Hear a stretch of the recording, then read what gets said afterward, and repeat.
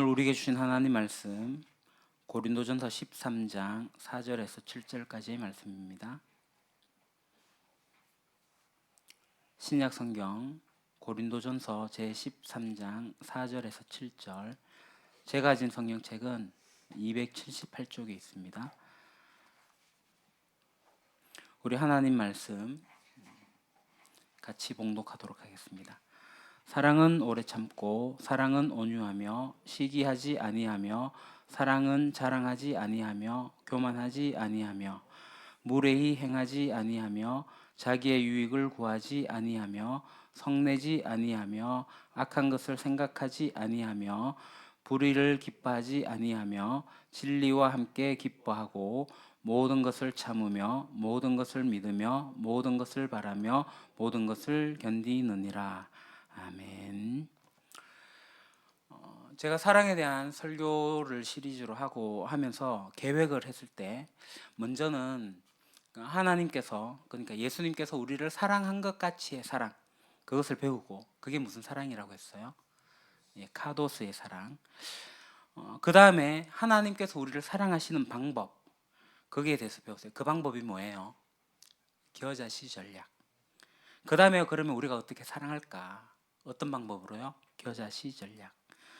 기억 안 나시는 분들은 설교 영상이 홈페이지에 업로드 되어 있으니 한번 다시 보시기 바랍니다. 그거 하고 난 다음에 이제 제가 계획했던 건 뭐냐면, 그러면 성경에 나타난 실제 사랑의 이야기, 구약의 사무엘하에 나오는 다윗과 바르실레의 이야기를 좀 하려고 했습니다. 그리고 제목을 전문가가 될 것인가 아마추어가 될 것인가 뭐 이렇게 해가지고 제가 계획을 했는데요. 우리가 이미 이 사랑은 세상을 바꾸는 거다. 세상을 바꾸는 것이 바로 사랑이다. 그런데 이 사랑이 어떻게 일하나? 이것은 마치 겨자씨 하나가 떨어져 가지고 이 겨자씨를 통해서 세상을 변화시키는 것처럼 사랑도 그렇게 일한다. 이 이야기를 나눴습니다. 그러니까 세상을 진정으로 변화시키는 것은 사랑이고, 이 사랑을 가지고 세상을 변화시키는 방법은 겨자씨 전략을 통해서 이루어진다는 거죠. 그래서 이제 영화 설교도 이 사랑에 대해서 찾았고, 원웨이의 사랑, 그 바보 같은 사랑을 받으면 그 바보 같은 사랑을 닮아가게 된다. 그래서 오늘 원래 설교의 계획은 뭐냐면, 그러면 우리가 이 겨자씨를 실천하는 구약의 사람, 이 바르실레, 잘 모르는 사람이긴 한데요, 잘 알려지지 않은 이 바르실레 이야기를 가지고 한번 제가 하려고 했습니다. 그 사람 보면 정말 사랑을 하는데 프로적인, 그러니까 아마추어 같이 적당하게 사랑한 게 아니라 정말 프로적인 사랑하는 모습이 있었기 때문에 우리도 사랑하면서 우리 프로가 되자, 이렇게 설교를 하려고 준비를 했었어요. 그래서 제가 이제 지난주 영화 설교를 준비하면서, 그리고 지난주 뭐 이렇게 계속 제 마음에 어려움이 있었습니다. 제 설교가 오늘도 좀 어쩌면 저한테도 어렵고 듣는 여러분한테도 어떨지는 모르겠습니다. 마음의 부담감 같은 것이 저한테 있었는데요. 왜냐하면 제가 이 사랑에 대한 이야기를 할 건데, 구체적으로 사랑하는 사람들, 이들이 전문가다라고 이야기를 해야 되는데, 그러면 나는 그 사랑하는 데 있어서 전문가인가? 라는 질문이 저에게 와닿기 시작했어요. 제가 웬만하면 사람을 사랑한다고 생각했는데, 지난 시간을 이렇게 쭉 돌아보니까 제가 그렇게 사랑에 있어가지고 전문가가 아니란 생각이 들기 시작했어요. 저야말로 아마추어가 아닌가, 나도 참 아마추어가 아닌가, 이런 생각이 든 거죠. 일주일 내내 그런 생각이 저를 사로잡았습니다. 그래서 전문가인 것처럼 그렇게 서가지고 이 메시지를 전하는 게 옳은 것인가? 아니다. 그래서 내용을 바꿨습니다. 고린도전서, 내가 아마추어구나, 나도 사랑에 있어서 아마추어구나. 특별히 제가 내년도 목회 계획을 세우면서 지난 시간을 이렇게 돌아봤어요. 제가 유림교회에 부임하고 나서 참 여러 가지 많은 일들이 있었는데, 전 나름 참 열심히 성실하게 일들을 해왔다고 생각을 했습니다. 그리고 나대로 참 많이 사랑했다라고 생각을 했는데요, 여전히 부족하다는 걸 느끼게 됐습니다. 제가 제 자신의 이 솔직한 고백을 지금 여러분한테 드리는 거예요. 저를 칭찬하고 저를 신뢰하고 저를 좋아해 주시는 분이 많이 있지만, 아주 가끔 저를 힘들게 하셨던 분들이 있었습니다. 심지어 모함까지도 하게 되는 이야기를 듣게 됐고요. 심지어 목사라면서 하는 이런 이야기가 돌아서 저에게 기회 왔어요. 그런 일이 있을 때 제가 그것을 마음에 품고 뭐 그럴 수도 있지, 뭐 오해할 수도 있지, 이렇게 넘어가기도 하는데 이걸 못 넘기고 제 마음에 상처로 남아 있는 경우가 있었어요. 그러니까 이게 다 지나간 얘기라고 이렇게 그냥 하는 겁니다. 제가 진짜 이런 생각까지 했어요. 아, 이 교회 떠나야 되나? 이런 모함 받으면서 이렇게 인정받지도 못하면서 이 교회에 있어야 되나? 내가 이 고생해야 되나? 이런 생각이 사실 들었었어요. 얼마나 고생해 왔는데, 뭐 심지어는 목사가 사치한다더라, 이런 이야기 들을 때는 몰라도 이렇게 모를 수가 있나, 정말 아쉬움이 생겨났습니다. 그 가만히 한번 생각해 봤어요. 내가 이 정도조차도 내가 치고 나가지 못하는가? 이 정도도 그냥 품지 못하고 있는가? 그러면서 저를 이렇게 이제 미시적으로 제 삶을 조명해 봤어요. 근데 제 개인의 삶도 역시 비슷하다. 이 교회 사역 현장이 아니라 제 개인의 삶도, 제가 제일 먼저 가장 가까이 사랑해야 될 사람이 제 아내인데 내가 아내를 정말 사랑하고 있나? 이런 생각을 하게 된 거죠. 내가 아내를 제대로 사랑하고 있나? 아내가 정말 하고 싶은 이야기를 내가 경청해주고 있나? 경청하는 척하나 니는 떠들어 난 나일 한다. 내 마음속에 정말 그의 고민을 들을 준비가 되어 있었는가? 제가 그렇게 가르쳐 왔잖아요. 여러분 어쩌면 제가 그렇게 잘하고 있을 거라고 생각하는데 정말 그렇게 잘하나? 그렇게 하는 척만 하고 있지는 않나? 사랑한다는 게 어려운 일이라는 사실을 새삼 느꼈습니다. 근데 저는 사랑은 할 수 있다라 생각했어요. 왜냐하면 저는 이미 예수님의 사랑을 받았고, 이 사랑이라고 하는 것은 원래 결단이고 의지이기 때문에 할 수 있다. 뭐 그렇게 어렵나? 할 수 있다 라고 생각했는데 그렇지 않다는 사실을 발견했죠. 또 순간순간에 또다시 결단해야 되고 또다시 자기를 부인해야 되는 그런 순간들이 오는 것을 보고 아내한테도 참 많이 미안하고 우리 아이들한테도 참 많이 미안해했어요. 물론 겉으로 볼 때는 큰 문제가 없어요. 근데 실제로 내 마음속에 내가 사랑할 만큼 마땅하게 사랑하고 있는가? 그렇지 못한 모습이 제 속에 있었습니다. 여러분, 강연하고 이 메시지하고 차이 아십니까? 이 강연은 어떤 정보를 가지고 와가지고 공부를 해가지고 정리해갖고 발표하면 돼요. 메시지도 그에 비슷합니다. 성경에 있는 것들을 정보를 가져오고 공부를 해가지고 하지만 메시지에 또 다른 면이 있습니다. 그것은 하나님부터 내가 그 메시지를 받았는가예요. 그래서 그걸 나한테 먼저 적용시키고 그것을 선포해야 되는 거예요. 근데 제가 기도하는 가운데 계속 그게 찔리는 거예요. 여전히 나도 부족하다. 내가 전반적으로 이 사랑에 대한 이야기를 하게 될 텐데 내가 전문가인 마냥 서가지고 그렇게 이야기를 할 수 있겠는가? 많이 부족하다라는 걸 느꼈습니다. 저는 사랑에 대해서 참 많이 한다고 생각했고 많이 공부도 했고 많이 가르쳤다고 생각했는데 연습도 많이 했는데 여전히 아마추어라는 사실을 제가 하나님 앞에서 발견했어요. 혹시 여러분도 저와 같은 비슷한 마음을 가지고 계시지 않습니까? 이 사랑이라고 하는 것이 정말 세상을 변화시키는 것이라고 우리가 알고는 있어요. 그러니까 작은 데서부터 한 사람씩 사랑하기 시작하면 된다는 걸 우리가 알고 있는데, 그래서 내 가족, 내 주변에 있는 사람, 내 구역의 식구들, 그런 사람들을 사랑하면 되는데, 그거 알고는 있는데 결정적인 순간이 됐을 때 내가 그 사람을 품기 힘들고 그 사람을 내가 받아들이기 힘들고 그 사람으로 인해 내가 상처를 받았는데 이 상처 때문에 그 사람에게 다가가기가 싫고 그 사람을 쳐다보는 것조차도 힘들고 이런 거 경험하지 않으셨어요? 그래서 사랑이라고 하는 것은 결국 힘들다. 내가 사랑을 통해서 세상을 변화시키는 거 힘들다. 이와 같은 생각을 해본 적이 없으십니까? 여전히 내가 이렇게 사랑에 대해서 어리다. 이런 생각하지 않으십니까? 그래서 저는 오늘 사랑의 원형을 다시 공부해야 되겠다. 이 원형으로 다시 돌아가 보기를 원합니다. 정말 전문가적인 사랑이 어떤 건지를 다시 한번 보기를 원합니다. 그리고 내 자신을 좀 보기를 원해요. 우리 자신을 보기를 원하고 내가 전문가적으로 사랑할 수 있을지 한번 좀 살펴봤으면 좋겠어요. 그래서 택한 본문이 너무나도 유명한 사랑의 장, 고린도전서 13장 4절에서 7절입니다. 우리 세 번역으로 앞에 화면 보시고 같이 한번 읽겠습니다. 시작. 사랑은 오래 참고 친절합니다. 사랑은 시기하지 않으며 뽐내지 않으며 교만하지 않습니다. 사랑은 무례하지 않으며 자기의 이익을 구하지 않으며 성을 내지 않으며 원한을 품지 않습니다. 사랑은 불의를 기뻐하지 않으며 진리와 함께 기뻐합니다. 사랑은 모든 것을 덮어주며 모든 것을 믿으며 모든 것을 바라며 모든 것을 견딥니다. 아멘. 저는 이 고린도전서 13장 4절에서 7절까지가 프로페셔널 사랑, 전문가적인 사랑, 전문가가 하는 사랑이라고 생각합니다. 그냥 흉내 내는 게 아니라 진짜 사랑, 사랑의 원형이라고 생각할 수 있습니다. 사실 이 본문을 보면서 언젠가는 한 구절 한 구절 가지고 제가 한 번씩 설교를 해야 되겠다, 좀 깊이 있게 다뤄야 되겠다 생각하지만 오늘은 이제 주마간상격으로 이렇게 스치고 지나가면서 한번 살펴보면 좋겠어요. 이 본문을 보면요, 사랑의 대표적인 특성을 제일 먼저 이야기하지 않습니까? 앞부분에서 뭐라고 얘기를 해요? 사랑은 언제나 오래 참고 친절합니다. 아주 짧은 구절이에요. 개역개정엔 언제나라는 단어가 있긴 한데요, 이 두 구절을 가지고 사랑을 이야기합니다. 언제나 오래 참고. 실제로 헬라어로 한 단어예요. 마크로디메오라고 하는데 그거 모르셔도 되고요. 그러니까 오래 참고 오래 견디고 오래 기다리고, 그러니까 인내하고 이런 의미가 담겨 있습니다.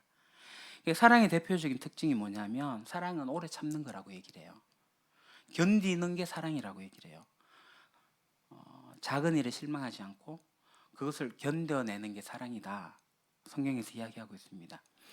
이 사랑이라는 개념, 견뎌낸다라는 이 개념은 오늘 우리가 가지고 있는 사랑의 개념과 너무나도 다르죠. 오늘날 사람들은 사랑이라고 하는 것은 들어왔다가도 사라지는 거라고 생각을 해요. 왜냐하면 이 사랑이라는 개념이 거의 낭만적인 연정과 같은 그런 개념이기 때문에 내 마음속에 사랑이 들어왔다가 사랑해지는 열정이 사그라든다, 사라진다. 근데 성경에서 얘기하는 것은 이 사라진다가 아니에요. 사라지려고 할 때 그거 붙잡아야 된다, 기다려야 된다, 참아야 된다 라고 가르치고 있는 겁니다. 제 마음이 사라졌어요, 그러니까 나 못하겠어요가 아니라 그 사라지려고 할 때 붙잡는 것이 사랑이라고 얘기를 해요. 그러니까 현대적인 사랑의 개념과 너무나도 다릅니다. 뿐만 아니라 이 오래 참는다는 것이 어떤 사랑의 수동적인 부분이라면은 그 다음에 나오는 친절함, 매우 긍정적인 표현입니다. 이게 뭐냐면 나에게 고통을 주고 내가 실망하고 내가 사랑하기 힘들 때 그걸 견뎌내는 게 사랑이라고 했어요. 이 정도가 아니라, 견뎌내는 정도가 아니라 그런 상황에서 어떻게 해야 된다고요? 친절하게, 온유하게. 이 개역 개정에서 온유라고 나와 있어요. 친절하게 반응해야 된다는 거예요. 나한테 어떻게 저 사람이 그런 말을 할 수 있지? 너무 섭섭하다. 그런 섭섭한 마음이 들면 그 다음에 우리가 어떤 반응이 나와요? 불친절한 반응 나오잖아요. 맞받아치잖아요. 무례한 고통을 주는 반응이 나오잖아요. 근데 성경에서 뭐라고 얘기해요? 그가 공격해와도 참는 정도가 아니라 오히려 친절하게 대해라. 이게 성경에서 말하는 사랑의 가장 프로페셔널 사랑입니다. 이게 의지로 이루어져요. 결단을 내려가지고 해야 되는 거예요. 자, 우리는 사랑을 생각하면 감정적인 사랑, 감성적인 사랑, 내가 사랑할 만한 사람을 사랑하는 것, 내가 사랑스러운 사람을 사랑하는 것, 그걸 사랑으로 보고 있는데 성경에서는 처음부터 단도직입적으로 이야기하는 게 뭐냐면 사랑할 만한 사람을 사랑하는 게 아니라 사랑하기 힘든 사람, 사랑하기 어려운 사람, 사랑할 수 있는 능력이 이제 없는 사람, 그 이상의 한계를 넘어선 사람, 그 사람을 사랑하는 거, 그 사람에 대해서 오래 참는 거, 그 사람에 대해서 내가 친절하게 대해주는 거, 이게 사랑이다 라고 이야기하고 있습니다. 그런 면에서 저는 이 사랑에 의해서 제 사랑은 너무나도 한계가 있구나, 저는 오래 참았다고 생각했는데 친절하게까지 못 갔던 것 같아요. 프로페셔널한 사랑, 이 전문가의 사랑에 너무나도 못 미치는 사랑이 내게 있었구나 발견하게 됩니다. 그러고 난 다음에 이 본문에서, 이 성경에서 이야기하고 있는 걸 보면 참 재밌는 내용이 뭐냐면 사랑이 이거 사랑이 아니야라고 얘기를 하고 있는 거예요. 굉장히 긴 구조를 가지고 이런 거 사랑 아닙니다 라고 얘기를 해요. 사도 바울이 참 재밌게 글을 썼어요. 사랑은 이겁니다, 근데 이건 사랑이 아닙니다, 이렇게 얘기한 거죠. 사랑은 오래 참는 겁니다, 오래 견디는 겁니다, 친절하게 대한 겁니다 라고 한 다음에 이제 사랑이 아닌 거 쭉 얘기하는데 한번 봅시다. 처음에 뭐가 아니에요? 사랑은 시기하지 않는다고 했습니다. 이 시기를 우리는 질투 같은 개념을 생각을 해요. 내가 갖지 못한 걸 누군가가 갖고 있을 때 내 마음에 부글부글 끓어오는 질투, 이런 이야기 하는 거 아닙니다. 사람이 이제 시기할 때, 그러니까 사랑할 때 시기하는 경우가 있는데, 그게 뭐냐면 소유의 개념으로 보셔야 돼요. 내가 소유하지 못한 거 저 사람이 소유하고 있다. 다른 사람이 소유하고 있으면 나도 그걸 소유해야 되겠다. 이게 쉽게 얘기해서 남녀간의 사랑을 보게 될 때 그렇죠. 그 사랑에 들어가게 될 때 이게 소유의 개념으로 보게 되면은 막 다른 길에 와 있다 생각하면 되죠. 그러니까 내가 사랑의 대상이 소유의 목적이 되기 때문에, 그러니까 다른 사람이 가지지 못한 너를 내가 가져. 그러니까 저 남자 내가 가져야 되겠다, 저 여자 내가 가져야 되겠다 라는 생각으로 사랑하게 된다면 사랑의 끝이 났다라는 거죠. 이게 시기하지 않는다, 소유하지 않는다, 소유하는 게 아니다라고 이해하시면 되겠습니다. 그 다음에 사랑은 뽐내지 않는 거다라고 했습니다. 이 뽐낸다라고 얘기하는 게 이제 학자들이 여러 가지를 이야기를 해요. 그러니까 자기를 드러내는 겁니다. 그러니까 자기의 잘난 거, 자기의 훌륭한 거, 이 보여주는 거 뽐내는 거잖아요. 오랜 시간 동안 사람들은 이게 지적인 것을 의미한다. 나 이렇게 똑똑해. 또 어떤 면에서는 수사학적으로 말 잘하는 거다. 뭐 이렇게 얘기를 하기도 하고요. 어떤 사람은 성령의 은사가 있어서 그 능력을 뽐낸다. 이렇게 이야기를 합니다. 뭐 여러 가지로 표현을 합니다만은 어쨌든 간에 사랑이라고 하는 것은 누군가에게 내가 이만큼 가지고 있다라는 것을 보여주는 것은 사랑이 아니다라고 얘기하는 거예요. 내가 그보다 뭔가를 가지고 있다, 이걸 드러내는 거, 물론 뽐내는 부분들입니다. 자기의 달란트는 드러내는 것이 맞지만 사랑을 가지고 드러내는 일들이 필요한 거죠. 그 다음, 사랑은 교만하지 않습니다. 교만이 뭐예요? 교만은 자기가 자기를 가장 중요한 위치에 있다고 생각하는 것으로 가득 차 있는 겁니다. 그러니까 내 의견, 나의 자기의 존재, 자기의 성향, 자기의 취미, 이런 것이 중요하다, 자기께 중요하다, 이게 이걸로 가득 차 있는 게 교만한 거예요. 만약에 이렇게 되면 어떻게 돼요? 다른 사람의 생각, 다른 사람의 취미, 다른 사람들의 어떤 성향, 다른 사람들의 의견 다 무시하게 되거든요. 귀를 기울이지 않는다고요. 그게 교만한 거예요. 사랑은 교만하지 않습니다. 이 말은 다시 바꿔 말하면 자기 중심성에서 벗어난 거다라는 겁니다. 그뿐 아니라 사랑은 무례히 행하지 않는다. 사랑은 무례하지 않습니다. 그 스코틀랜드의 작가인 세뮤얼 스마일스가 자조론에 이런 얘기를 했습니다. 그 신사, 그 젠틀맨이죠. 신사를 알아보는 방법이 여러 가지가 있는데 절대로 실패하지 않는 방법이 한 가지가 있다. 그게 뭐냐면 아래 사람을 어떻게 대하는가, 아녀자들에게 어떤 행동을 보이는가, 장교는 부하를, 고용주는 직원을, 스승은 제자를, 자기보다 약한 사람을 어떻게 대하는가, 이게 신사라는 거죠. 그 무례하다고 하는 게 뭐예요? 무례라는 것은 나보다 낮은 사람, 나보다 힘이 없는 사람, 내가 생각할 때 그 사람의 의견이 틀렸다라고 생각한 그 사람에 대해서 부정적인 것을 가지는 게 무례한 거예요. 나보다 어리고, 나보다 부족하고, 나보다 생각이 짧고, 나랑 틀린 생각을 가지고 있는 그 사람에 대해서 그를 존중하는 게 예의를 갖추는 거예요. 많은 경우에 우리는 위 사람에게는 예를 갖추지만 아래 사람에게 무례합니다. 그 사람을 존중하지 못한 모습들이 있다는 거죠. 그거 사랑 아닙니다. 그리고 사랑이 아닌 게 또 뭐예요? 자기의 유익을 구하지 않으며, 자기의 이익을 구하지 않으며.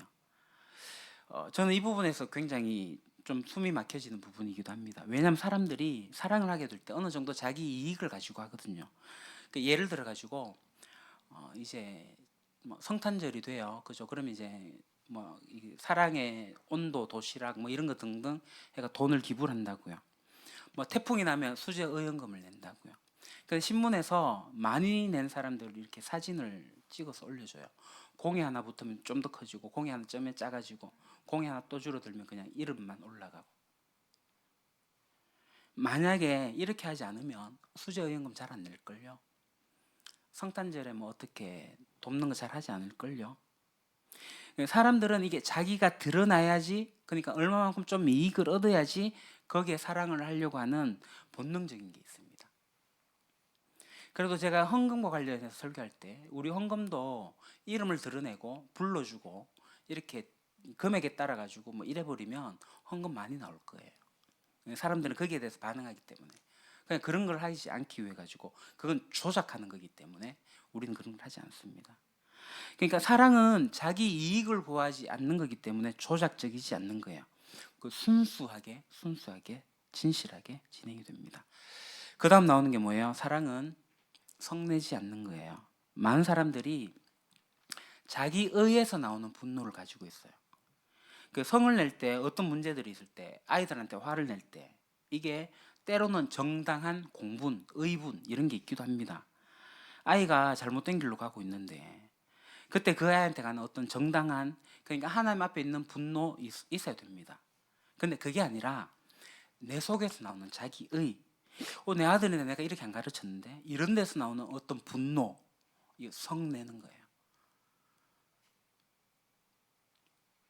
그 성내는 거 아닙니다. 자기의에서 비롯되면 안 됩니다. 자, 그 다음 나온 얘기가 뭐예요? 원한을 품지 않는다. 제가 가만 생각해 보면 이런 생각을 했습니다. 저도 이제 기도하는 가운데 하나님 앞에서 이 문제를 정리했기 때문에 얘기를 합니다. 완전히 정리가 되진 않았지만 많이 정리가 됐어요. 그러니까 제가 보니까 사람들이 원한 카드를 자기에게 가지고 있는 거예요.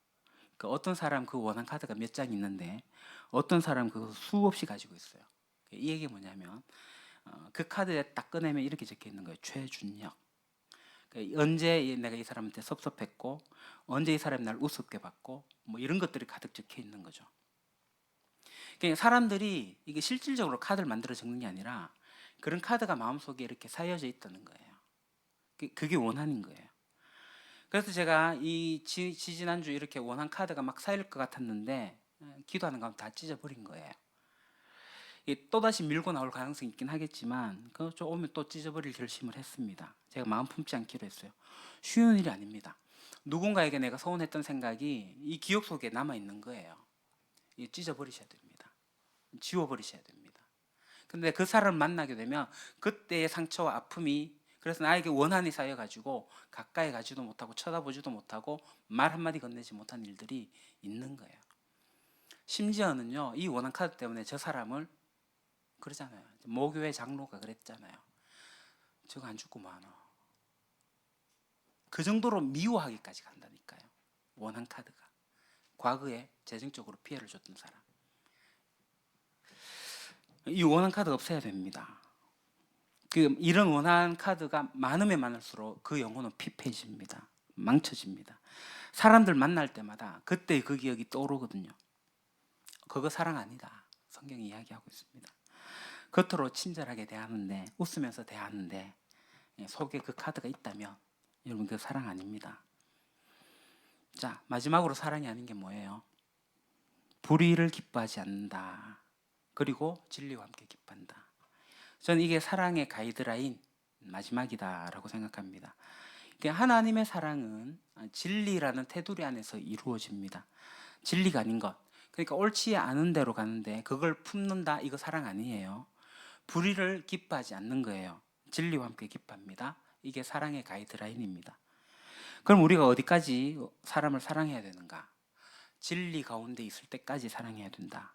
진리를 넘어서면 그땐 사랑한다고 하는 것은 문제가 있는 부족한 인간적인 사랑이 될 수밖에 없습니다. 그러니까 정당한 테두리 안에 있을 때만 사랑할 수 있는 거예요. 그게 진리 가운데서 사랑하는 겁니다. 그렇기 때문에 뭐 우리나라 역사를 보면은 우리나라 역사 속에 잘못했던 사람들 우리가 사랑하자. 예를 들어서 친일파 문제. 기독교인들은 사랑해야 되기 때문에 친일파도 사랑해야 된다. 이렇게 얘기하는 것은 틀린 겁니다. 친일파에 속했던 사람들 우리가 용납하고 용서하는 거 필요하지만 그거 잘못됐다라고 얘기해야 됩니다. 기독교 용서가 막무가내식 용서가 아니에요. 대가를 지불하는 용서입니다. 진리와 함께 하는 용서입니다. 그러니까 이게 가이드라인이에요. 내 아이를 사랑할 때 진리로 아닌 길로 가고 있는 애들이 있으면 그냥 놔두면 안 됩니다. 바로 잡아야 됩니다. 자기만 알고 자기 중심적으로 알고 아이가 그렇게 살아간다? 그거 다 받아준다? 아니요. 진리와 함께 하는 게 사랑입니다. 그렇게 놔두면 아이 망치는 거예요. 여기 이렇게 보면 사랑이라고 하는 거 그리고 사랑이 아니라는 거 이렇게 쭉 열거를 했는데요. 제가 짧게 얘기했는데 사랑은 보니까 지혜로운 것 같아요. 피할 거 피할 뿐만 아니라 내적 성찰이 들어가 있는 사랑인 거죠. 그리고 이 사랑은 아무나 한 사랑이 아니라는 것을 알게 됩니다. 굉장히 지혜로운 사랑이에요. 사랑하는 척하는 거 아니고요. 자기를 들여다보는, 돌아보는 사랑입니다. 내적 성찰이 따라온, 그러면서도 매우 용감하고 진실하고 솔직하고 정직한 그 지혜로운 사랑이 바로 이 사랑이에요. 그러니까 사랑은 지혜로운 사랑이다. 그리고 마지막으로 사랑의 절대적인 특성을 바울이 이야기하고 있는데 맨 마지막 구절입니다. 한번 같이 볼까요? 7절 시작. 사랑은 모든 것을 덮어주며 모든 것을 믿으며 모든 것을 바라며 모든 것을 견딥니다. 아멘. 여기 이제 모든 것이란 단어가 있는데 이걸 이제 번역해서 모든 것으로 번역했는데 이것을 이런 말로 번역할 수가 있습니다. 언제든지, 영어로 always, 항상이라고 번역할 수 있는 단어예요. 그러니까 뭐 명사로도 번역할 수 있는, 뭐 부사로도 번역할 수 있는 그런 단어인데 제가 볼 때는 이 모든 것보다 언제든지가 더 번역이 좋다라고 생각이 들지만 뭐 상관없습니다. 비슷비슷합니다. 뭐 그 차이점에 대해서 얘기는 하지 않겠지만요. 여기서 얘기하는 게 뭐냐면 사랑이 뭐예요? 덮어주는 게, 덮어주는 거. 덮는 거 뭐예요? 짐을 대신 지는 거예요. 이 덮는다고 하는 단어가 굉장히 중요한데요. 예수님이 우리의 죄를 그 보혈로 덮어주셨어요. 우리의 죄를 보혈로 덮으셨고 예수님이 대신 지셨다. 이게 덮어주는 거예요. 이렇게 예수님께서 우리를 덮으셨거든요.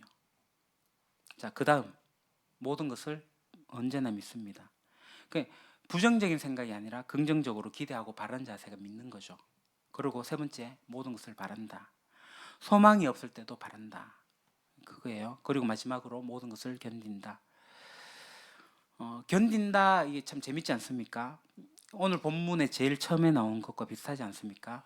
이 견딘다는 단어가 다른 단어지만 개념이 비슷해요. 오늘날 사랑이 뭐예요? 오래 참고 마지막에는 견딘다. 아주 중요한 기독교적인 사랑, 성경적 사랑 뭐예요? 견딘다. 맨 마지막 이것을 보게 되면서 저는 이 사랑이 의연한 사랑이다 이렇게 생각을 합니다. 조금 다르게 설명하면 이 의연한 사랑은 뭐냐면 견딘다는 것은 내가 상처받을 걸 이미 예상하고 그거 대비하는 거예요. 사랑하다 보면 상처받을 일이 생겨요. 근데 그거 언제든지 덮어줘야 됩니다. 그거 믿어줘야 돼요. 기다려줘야 돼요.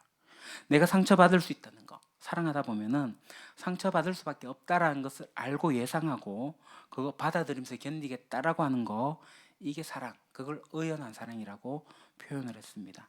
저는 이 사랑을 보면서 정말 성경에서 가르치는 정말 완벽한 프로페셔널한 사랑, 전문가적인 사랑, 그 사랑이구나. 그러다 보니까 나는 이 사랑이 얼마나 못 미쳐 있지, 얼마나 뒤떨어져 있지, 내가 이런저런 약간의 테크닉이 있다고 해가지고 내가 사랑하는 거 아니었구나라는 것을 절감하게 됐습니다. 근데 가만히 보니까 사랑의 전문가가 한 분 계시죠. 누구예요? 하나님입니다. 하나님을 보게 되니까 얼마나 의지적으로 사랑하셨는지를 알게 돼요. 하나님께서 우리를 얼마나 오래 참고 얼마나 기다려 주셨습니까? 여러분들 가운데 하나님 만난 사람들 중에 많은 사람들이 대답할 겁니다. 나를 그토록 오래 참으신 하나님. 내가 그렇게 시금방지게 자기 중심적으로 교만하게 하나님 앞에서 내 인생을 내가 살았는데 그거 참고 기다려 주셨던 주님. 그런 고백을 여러분 다 하시지 않습니까? 저도 그렇게 고백합니다. 그뿐 아니라 우리가 예수님을 알고 난 다음에도 예수님을 잘 따라가 보고 또 하나님을 잘 믿겠다고 했는데 내가 많이 불성실했잖아요. 불충했잖아요. 순종하지 못했거든요. 그런 나이인데도 불구하고 내 같으면 내칠 텐데 하나님 내치지도 않으시고 여전히 사랑하십니다. 날 붙잡고 계셔요. 저는 이게 하나님의 의지적인 사랑이다 생각합니다. 여기서 하나님의 사랑의 아주 본질적인 것을 깨닫게 되고 우리에게 이것을 하나님께서 가르치고 계시구나라는 사실을 성경을 통해서 알게 되는 거죠. 그러니까 하나님은 사랑받을 만한 사람을 사랑한 게 아닙니다. 하나님의 사랑은 사랑스러운 사람을 사랑한 게 아닙니다. 하나님의 사랑은 사랑할 수 없는 사람, 사랑하기에 너무나도 결격인 사람, 사랑하기에 너무나도 분노가 치밀어 오는 사람, 그런 사람을 사랑하는, 사랑을 받을 만한 사람이 못 되는 사람을 사랑하는 것이 바로 우리 하나님의 사랑입니다. 그 사랑을 제가 받았습니다. 우리가 받았습니다. 만약에 사랑이 없었다면 어느 누군가 우리가 과연 이 예배 자리에 있을 수 있을까요? 여러분 가운데 나만큼만 살아봐 이렇게 생각하시는 분들이 있다면 그분 아직 예수님, 하나님 모르는 분일 겁니다. 어쩌면 인생조차도 모르시는 분일 겁니다. 그러나 그분의 이런 무조건적이고 의지적인 사랑이 있었기 때문에 여러분과 제가 여기 나와 있는 거고 제가 감히 설교하러 이 자리에 서 있는 겁니다. 그래서 하나님의 사랑은 그런 의지적인 사랑입니다. 예수님을 한번 보십시오. 예수님 자기 드러내지 않으셨어요. 예수님 얼마나 능력이 많으신데요. 그 능력이 드러나는데 드러내지 않으셨어요. 예수님은요 교만하기는커녕 예수님 낮아지셨어요. 겸손해지셨어요. 죽기까지, 십자가에 죽기까지 낮아지셨습니다. 자신보다 약한 자들에게, 이 죄 지은 자들에게 예수님은 무례히 행하지 않으셨어요. 그들을 인격적으로 대우해 주셨습니다. 심지어 그들을 친구처럼 대해 주셨어요. 세리와 창기의 친구란 별명을 얻기까지 하셨어요. 그리고 예수님은 자기의 이익을 위해서 이 땅의 사람들을 부리지 않으셨어요. 오히려 자신의 이익과 반대되는 하나님의 뜻과 그리고 모든 인간을 위해서 자신의 이익을 철저하게 외면하고 골고다에서 십자가를 지셨습니다. 자신에게 채찍질하고 주먹을 때린 자들에게 성내기보다 묵묵히 그들을 불쌍히 여기셨습니다. 십자가에 달리신 예수님을 향해서 조롱하고 온갖 욕설을 퍼붓는 사람들을 향해서 원한 품기보다는 하나님 저들이 하는 죄를 저들이 모릅니다 하고 용서를 구하셨습니다. 그렇다고 예수님께서 모든 사람들의 잘못된 것을 눈감아 주신 분은 아닙니다. 진리를 행하지 못하는 바리새인들을 향해서는 독사의 자식들아 준엄하게 그들을 꾸짖으면서 그 방법으로 사랑하셨습니다. 진리를 드러내시고 진리와 함께 기뻐하셨던 주님이십니다. 예수님은 하나님의 상처를 받는 것도 예수님은 그러니까 하나님은 이 상처를 받는 것도 예상하시고 의연하게 사랑하셨어요. 실제로 하나님을 이렇게 생각해 보면요, 예수님의 12제자 중에 하나가 배반했잖아요. 그리고 이 제자들이 교회를 세우고 2000년 동안 지금까지 오게 됐는데 이 2000년 역사 속에 교회가 얼마나 하나님의 마음을, 예수의 마음을 아프게 했습니까? 그리스도인들이 기독교란 이름을 가지고 하나님의 이름을 가지고 얼마나 많은 사람들에게 무례행하고 그럼으로써 많은 사람들에게 하나님의 마음을 아프게 했습니까? 지난 2000년 동안 예수님이 부활하시고 난 다음에 나의 아름다운 사랑을, 놀라운 사랑을, 그 소식을 너에게 맡긴다, 이거 좀 감당해 라고 해서 교회가 이렇게 세워졌는데 2000년 동안의 교회 역사는 부끄러움과 수치의 역사입니다. 물론 그 속에서 본질을 붙잡고 실험했던 사람들이 있어왔기 때문에 여기에 우리가 있을 수 있는 겁니다. 우리는 2000년 동안 그렇게 겪어왔어요. 우리 교회를 향해서 왜 그렇게 교회가 타락했습니까? 라고 말하기 전에 우리 주님 모든 것을 견디고 모든 것을 참고 모든 것을 믿으시고 모든 것을 바라셨던, 언제나 그러셨던 것처럼 2000년 동안 그렇게 오셨던 것처럼 그 하나님을 우리가 발견해야 되지 않겠습니까? 부족하지만 마지막 때까지 그의 제자들이 이 사랑의 겨자씨를 품고 이 세상의 빛으로 드러나기를 기다리시는 중이에요. 하나님은 우리가 이 사랑을 받았으니 그 사랑 나와 같이 크지 않아도 돼. 한 알의 겨자씨와 같은 사랑 이 세상에 드러나기를. 상처를 받으시면서도 여전히 이 교회에 대한 믿음과 소망을 버리지 않으셔요. 우리는 여기에서 사랑의 전문가인 예수님을 만나게 됩니다. 기도하겠습니다. 아버지 하나님, 사랑의 원형 예수 그리스도를 통해서 우리가 사랑이 무엇인지를 배웁니다. 이 사랑을 잘 알게 해주시고 이 사랑을 경험하게 해주시고 그래서 우리가 깨달은 대로 이 사랑을 실천하게 해주옵소서. 하나님이 원하시고 하나님이 바라시는 일을 우리가 감당해내기를 소망합니다. 사랑이신 예수 그리스도 이름으로 기도합니다. 아멘. 우리 시간